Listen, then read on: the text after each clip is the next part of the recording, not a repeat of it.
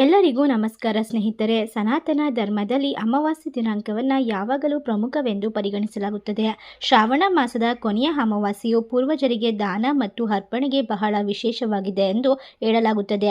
ಈ ದಿನ ಅನೇಕ ರೀತಿಯ ಧಾರ್ಮಿಕ ಕಾರ್ಯಕ್ರಮಗಳನ್ನು ನಡೆಸುತ್ತಾರೆ. ಈ ದಿನ ಗಂಗಾ ನದಿಯಲ್ಲಿ ಸ್ನಾನ ಮತ್ತು ಪೂರ್ವಜರನ್ನು ಪೂಜಿಸುವುದರೊಂದಿಗೆ ಪೂರ್ವಜರಿಗೆ ನೈವೇದ್ಯ ಸಲ್ಲಿಸುವುದು ಅತ್ಯಂತ ಶ್ರೇಷ್ಠಕರ ಎಂದು ಹೇಳಲಾಗುತ್ತದೆ.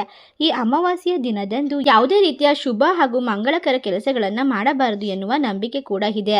ಈ ವರ್ಷ ಅಂದರೆ 2025ರಲ್ಲಿ ಆಗಸ್ಟ್ ತಿಂಗಳು ಶ್ರಾವಣ ಮಾಸದ ಕೊನೆಯ ಅಮಾವಾಸ್ಯೆಯು ಯಾವಾಗ ಎಂಬುದನ್ನು ತಿಳಿದುಕೊಳ್ಳೋಣ.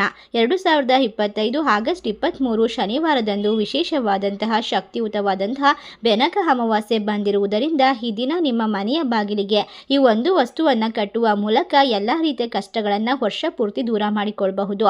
ನಿಮ್ಮ ಕೆಲಸ ಕಾರ್ಯಗಳಿಗೆ ಗುರುವಿನ ಬಲ ಸಿಗುತ್ತದೆ. ವಿಶೇಷ ಯಶಸ್ಸು ಪ್ರಾಪ್ತಿಯಾಗುತ್ತೆ. ಇಡೀ ಮನೆಗೆ ಧನಾತ್ಮಕ ಶಕ್ತಿ ಪ್ರವೇಶದಿಂದ ಮಾನಸಿಕ ನೆಮ್ಮದಿ, ಹಣ, ಐಶ್ವರ್ಯ, ಲಕ್ಷ್ಮಿಯ ಕೃಪೆ ಉಂಟಾಗಿ ಮನೆಯಲ್ಲಿ ಏಳಿಗೆ ಆಗ್ತಾ ಹೋಗುತ್ತೆ. ಮನೆಯ ಬಾಗಿಲಿಗೆ ಈ ವಸ್ತುವನ್ನು ಕಟ್ಟಿ ವರ್ಷ ಪೂರ್ತಿ ನಿಮ್ಮ ಮನೆಯಲ್ಲಿ ಆಗುವ ಬದಲಾವಣೆಯನ್ನ ನೀವೇ ನೋಡಬಹುದು. ಹಾಗಾದರೆ ಈ ರಾಶಿಯಲ್ಲಿರ್ತಕ್ಕಂಥ ಜನರಿಗೂ ಕೂಡ ವಿಶೇಷವಾದ ಅದೃಷ್ಟ ಅಷ್ಟೇ ಅಲ್ಲದೆ ಗೋಲ್ಡನ್ ಟೈಮ್ ಆರಂಭವಾಗುತ್ತೆ. ರಾಶಿ ಹಣವನ್ನು ಬರಮಾಡಿಕೊಳ್ಳುತ್ತಾರೆ. ಇನ್ನು ಮುಂದಿನ ದಿನಗಳು ಇವರ ಬದುಕು ಬಂಗಾರವಾಗುವುದರ ಜೊತೆಗೆ ಮನೆಯಲ್ಲಿ ಸುಖ, ಶಾಂತಿ, ನೆಮ್ಮದಿ ನೆಲೆಸುತ್ತದೆ.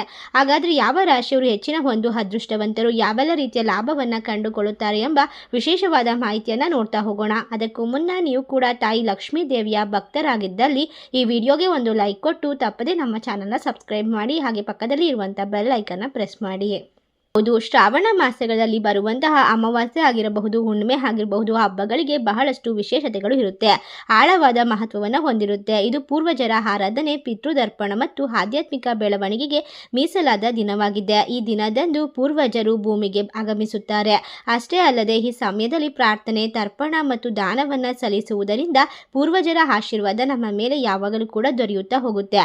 ಭಕ್ತರ ನಂಬಿಕೆಯಾಗಿದ್ದು ಬೆನಕ ಅಮಾವಾಸ್ಯೆ ಕೂಡ ಆಧ್ಯಾತ್ಮಿಕ ನವೀಕರಣ, ಆತ್ಮಾವಲೋಕನ ಮತ್ತು ಪೂರ್ವಜನ್ಮದ ಚಕ್ರದಿಂದಾಗಿ ವಿಮೋಚನೆಯಾಗಿರುವಂತಹ ವ್ಯಕ್ತಿತ್ವನ ಹೊಂದಿರುವಂತಹ ಸಮಯವೆಂದು ಪರಿಗಣಿಸಲಾಗುತ್ತದೆ. ಪವಿತ್ರ ವಿಧಿವಿಧಾನಗಳ ಆಚರಣೆ ಮಾಡುವ ಮೂಲಕ ಭಕ್ತರು ತಮ್ಮ ಪೂರ್ವಜರು ಮತ್ತು ದೈವಿಕರೊಂದಿಗೆ ತಮ್ಮ ಬಂಧವನ್ನು ಬಲಪಡಿಸಿಕೊಳ್ಳಬಹುದು. ಈ ಒಂದು ಸಂದರ್ಭದಲ್ಲಿ ಈ ರಾಶಿಯಲ್ಲಿರ್ತಕ್ಕಂತಹ ವ್ಯಕ್ತಿಗಳಿಗೆ ವಿಶೇಷವಾಗಿ ಶಕ್ತಿ, ಧೈರ್ಯ ಎಲ್ಲವೂ ಕೂಡ ದೊರೆಯುತ್ತಾ ಹೋಗುತ್ತೆ. ಗಣೇಶನಿಗೆ ವಿಶೇಷವಾಗಿ ಪೂಜೆ, ಪುನಸ್ಕಾರ, ನಮಸ್ಕಾರ, ಪಂಚಾಮೃತಗಳೊಂದಿಗೆ ಪೂಜೆಯನ್ನು ಅರ್ಪಿಸುವುದರೊಂದಿಗೆ ಎಲ್ಲ ರೀತಿಯ ಕಷ್ಟಗಳನ್ನು ದೂರ ಮಾಡಿಕೊಳ್ಳಬಹುದಾಗಿದೆ.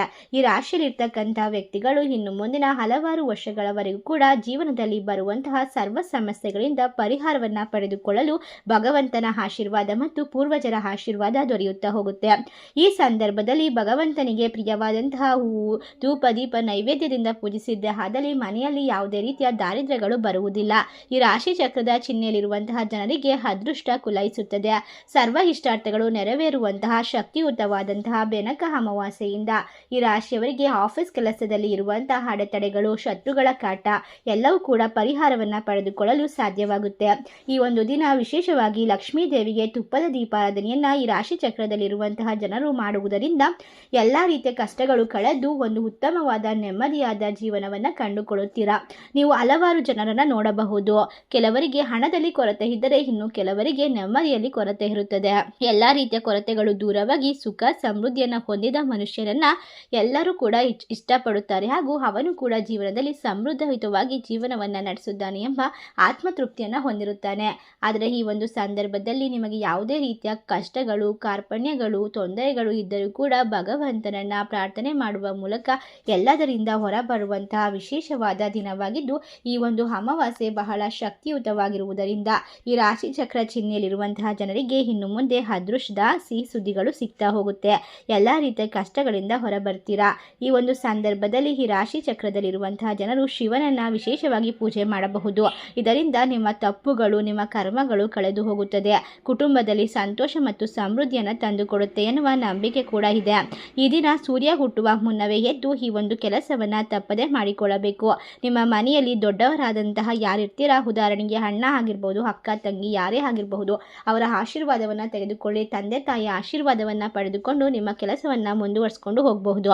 ಇದರಿಂದಾಗಿ ನಿಮಗೆ ಹಿರಿಯರ ಆಶೀರ್ವಾದ ಸಿಕ್ಕರೆ ಅವರ ಆಶೀರ್ವಾದದಿಂದ ಎಲ್ಲ ಕಷ್ಟಗಳು ದೂರವಾಗ್ತಾ ಹೋಗುತ್ತೆ. ಈ ರಾಶಿಯವರಿಗೆ ಇನ್ನು ಮುಂದೆ ಅದೃಷ್ಟದ ದಿನ ಅಂತ ಹೇಳಿದ್ರೆ ತಪ್ಪಾಗೋದಿಲ್ಲ. ಎಲ್ಲ ರೀತಿಯ ತೊಂದರೆಗಳಿಂದ ನಿವಾರಣೆಯನ್ನು ಪಡೆದುಕೊಳ್ಳುವಂತಹ ಸಮಯವಾಗಿದೆ. ಇಷ್ಟೆಲ್ಲ ಲಾಭ ಹಾಗೂ ಅದೃಷ್ಟವನ್ನು ಪಡೆದುಕೊಂಡು ಉತ್ತಮವಾದ ಪೋಸ್ಟ್ಗೆ ವರ್ಗಾವಣೆ ಪಡೆದುಕೊಂಡು ವಿದೇಶಕ್ಕೆ ಹೋಗುವ ಅವಕಾಶಗಳನ್ನು ಗಳಿಸಿಕೊಳ್ಳುವಂತಹ ಅದೃಷ್ಟವಂತ ರಾಶಿಗಳು ಯಾವುವು ಎಂದರೆ ಮೀನರಾಶಿ, ಮೇಷರಾಶಿ, ಕುಂಭರಾಶಿ, ತುಲಾರಾಶಿ, ಧನಸ್ಸು ರಾಶಿ, ಕರ್ಕಾಟಕ ರಾಶಿ. ಈ ರಾಶಿಯಲ್ಲಿ ನಿಮ್ಮ ರಾಶಿ ಇದ್ದರೂ ಇಲ್ಲದಿದ್ದರೂ ಭಕ್ತಿಯಿಂದ ಓಂ ಮಹಾಲಕ್ಷ್ಮೀ ದೇವಿ ನಮಃ ಎಂದು ಕಮೆಂಟ್ ಮಾಡಿ. ತಪ್ಪದೆ ನಮ್ಮ ಚಾನಲ್ಗೆ ಸಬ್ಸ್ಕ್ರೈಬ್ ಮಾಡಿ. ಅದೇ ರೀತಿ ಯಾವ ಒಂದು ವಸ್ತುವನ್ನು ಮನೆ ಬಾಗಿಲಿಗೆ ಕಟ್ಟಿದರೆ ಸರ್ವ ಕಷ್ಟಗಳು ಸರ್ವ ದಾರಿದ್ರ್ಯವು ದೂರವಾಗಿ ನೆಮ್ಮದಿಯನ್ನು ಪಡೆದುಕೊಳ್ಳಬಹುದಾಗಿದೆ ಅಂತ ನೋಡ್ತಾ ಹೋಗೋಣ. ಮೊದಲಿಗೆ ಬೆಳಗ್ಗೆ ಎದ್ದು ಸೂರ್ಯೋದಯಕ್ಕೂ ಮುನ್ನವೇ ಎದ್ದು ಸ್ನಾನ ಇತ್ಯಾದಿ ಕರ್ಮಗಳನ್ನು ಮುಗಿಸಿಕೊಂಡು ಶುದ್ಧವಾದ ಬಟ್ಟೆಗಳನ್ನು ಧರಿಸಿಕೊಳ್ಳಬೇಕು. ಒಂದು ಅರಿಶಿಣದ ನೀರನ್ನು ಹಾಕಿ ಮನೆಯನ್ನು ಶುದ್ಧಪಡಿಸಿಕೊಂಡ ನಂತರ ನಿಮ್ಮ ಮನೆಯಲ್ಲಿ ಇರುವಂತಹ ಯಾವುದೇ ಒಂದು ನಕಾರಾತ್ಮಕ ತೊಂದರೆಗಳು ದುಷ್ಟಶಕ್ತಿಗಳ ಕಾಟ ದೂರವಾಗಲಿ ಎಂದು ಬೇಡಿಕೊಳ್ಳುತ್ತಾ ದೇವರಿಗೆ ನೀವು ಅರಿಶಿಣದ ಕೊಂಬುಗಳನ್ನು ಮನೆಗೆ ತಂದುಕೊಳ್ಳಬೇಕು. ಏಕೆಂದರೆ ಈ ಒಂದು ಅರಿಶಿಣದ ಕೊಂಬಲ್ಲಿ ವಿಶೇಷವಾದ ಶಕ್ತಿ ಇದೆ. ಸಮ ಸಂಖ್ಯೆಯಲ್ಲಿ ಅರಿಶಿಣ ಕೊಂಬನ್ನು ತಂದು ಅವುಗಳನ್ನು ಈ ದಿನ ಬ್ರಾಹ್ಮಿ ಮುಹೂರ್ತದಲ್ಲಿ ಅಥವಾ ಬ್ರಹ್ಮ ಮುಹೂರ್ತದಲ್ಲಿ ತೋರಣದ ಹಾಗೆ ಕಟ್ಟಿಕೊಳ್ಳಬೇಕು. ಹೂ ಕಟ್ಟುವ ರೀತಿ ಕಟ್ಟಿಕೊಳ್ಳಬೇಕು. 2 ಆಗಿರಬಹುದು, 4 ಆಗಿರಬಹುದು, 8, 12 ಅಥವಾ 16 ಹೀಗೆ ಸಮ ಸಂಖ್ಯೆಯಲ್ಲಿ ಅರಿಶಿಣದ ಕೊಂಬುಗಳನ್ನು ತಂದು ಮನೆಯ ಬಾಗಿಲಿಗೆ ಒಂದಿಷ್ಟು ಕಟ್ಟಿಕೊಳ್ಳಬೇಕು. ವಿಶೇಷವಾಗಿ ಈ ಒಂದು ದಾರದಿಂದ ಕಟ್ಟಿಕೊಂಡಂತಹ ಅರಿಶಿಣದ ಕೊಂಬಿನಿಂದ ನಿಮ್ಮ ಕಷ್ಟಗಳು ದೂರವಾಗುತ್ತೆ.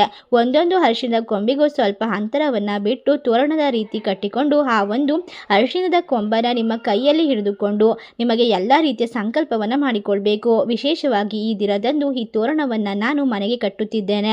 ಈ ತೋರಣದ ಶಕ್ತಿಯು ನಮ್ಮ ಮನೆಗೆ ಯಾವುದೇ ರೀತಿಯ ನಕಾರಾತ್ಮಕ ಶಕ್ತಿ ಬಾರದಂತೆ ತಡೆಯಬೇಕು. ಎಲ್ಲ ರೀತಿಯ ತೊಂದರೆಗಳನ್ನು ದೂರ ಮಾಡಿಕೊಳ್ಬೇಕು. ನಾವು ದಿನೇ ದಿನೇ ಅಭಿವೃದ್ಧಿ ಆಗ್ತಾ ಹೋಗಬೇಕು. ಈ ರೀತಿಯಾಗಿ ಕೇಳಿಕೊಂಡ ನಂತರ ನೀವು ಆ ತೋರಣದ ಕೆಳಗೆ ಓಡಾಡುವಾಗ ಮನೆಯ ಸದಸ್ಯರಿಗೆ ವಿಶೇಷವಾಗಿ ಗುರುವಿನ ರಕ್ಷಣೆ ಸಿಗುತ್ತೆ, ಯಶಸ್ಸು ಸಿಗುತ್ತೆ. ಮನೆಯ ಯಜಮಾನಿ ಮಾಡುವಂತಹ ಕೆಲಸದಲ್ಲಿ ಏಳಿಗೆ ಯಶಸ್ಸು ಆಗುತ್ತೆ. ಮಾಟ ಮಂತ್ರದಂತಹ ದುಷ್ಟಶಕ್ತಿಗಳ ಕಾಟ ನಶಿಸಿ ಹೋಗುತ್ತೆ. ನಿಮ್ಮ ಇಷ್ಟ ದೇವರ ಹೆಸರನ್ನ, ಲಕ್ಷ್ಮೀ ದೇವಿಯ ಹೆಸರನ್ನ ಹೇಳಿ ಆ ಒಂದು ವಿಶೇಷವಾಗಿ ಗುರುವಿನ ಹೆಸರನ್ನ ಹೇಳಿಕೊಂಡು ನೀವು ನಮಸ್ಕಾರವನ್ನು ಮಾಡಿಕೊಂಡು ಆ ಒಂದು ತೋರಣವನ್ನು ಕಟ್ಟಿದ ನಂತರ ನಿಮ್ಮ ಮನೆಯಲ್ಲಿ ಅದ್ಭುತವಾದ ಚಮತ್ಕಾರಗಳು ನಡೆಯುತ್ತಾ ಹೋಗುತ್ತೆ. ನೀವು ಇಲ್ಲಿಯವರೆಗೆ ಅನುಭವಿಸಿದ ಕಷ್ಟ ನೋವು ಎಲ್ಲವೂ ದೂರವಾಗಿ ನಿಮಗೆ ವಿಶೇಷವಾದ ಶಕ್ತಿ ದೊರೆಯುತ್ತೆ ಅಂತಲೇ ಹೇಳಬಹುದು. ಎಲ್ಲ ರೀತಿಯ ಕಷ್ಟಗಳಿಂದ ಪರಿಹಾರ ಸಿಗ್ತಾ ಹೋಗುತ್ತೆ. ನಿಮಗೆ ಆದಾಯದ ಮೂಲಗಳು ಹೆಚ್ಚಿಗೆ ಆಗ್ತಾ ಹೋಗುತ್ತೆ. ದೈವಿಕ ಅಂಶ ನಿಮ್ಮನ್ನು ಕಾಪಾಡುತ್ತೆ. ಇದನ್ನೆಲ್ಲ ಮಾಡಿಕೊಳ್ಬೇಕು. ಈ ರೀತಿಯಾಗಿ ಮಾಡಿಕೊಂಡ ನಂತರ ನೀವು ವಿಶೇಷವಾಗಿ ಲಕ್ಷ್ಮೀ ದೇವಿಗೆ ಪೂಜೆ ಪುನಸ್ಕಾರವನ್ನು ಅರ್ಪಿಸಿ. ಇದರಿಂದ ನಿಮಗೆ ಎಲ್ಲ ರೀತಿಯ ತೊಂದರೆಗಳು ನಿವಾರಣೆಯಾಗುವಂತಹ 100ಕ್ಕೆ 100ರಷ್ಟು ಸಾಧ್ಯತೆ ಹೆಚ್ಚಾಗಿದೆ. ಅಮಾವಾಸ್ಯೆ ದಿನಗಳಲ್ಲಿ ನೀವು ಮಾಡುವಂತಹ ಪೂಜೆ ಪುನಸ್ಕಾರ ಅನುಷ್ಠಾನಗಳು ಹೆಚ್ಚಿನ ಒಂದು ಶಕ್ತಿಯನ್ನು ಹೊಂದಿರುತ್ತದೆ. ಈ ಒಂದು ವಿಶೇಷವಾದ ಮಾಹಿತಿ ನಿಮಗೆಲ್ಲ ಇಷ್ಟವಾಗಿದ್ದಲ್ಲಿ ನಿಮ್ಮ ಫ್ರೆಂಡ್ಸ್ ಆ್ಯಂಡ್ ಫ್ಯಾಮಿಲಿಗೆ ಶೇರ್ ಮಾಡಿ ಮತ್ತು ಲೈಕ್ ಮಾಡಿ. ಓಂ ನಮೋ ಭಗವತೆ ವಾಸುದೇವಾಯ ನಮಃ ಎಂದು ಕಮೆಂಟ್ ಮಾಡಿ. ಧನ್ಯವಾದಗಳು.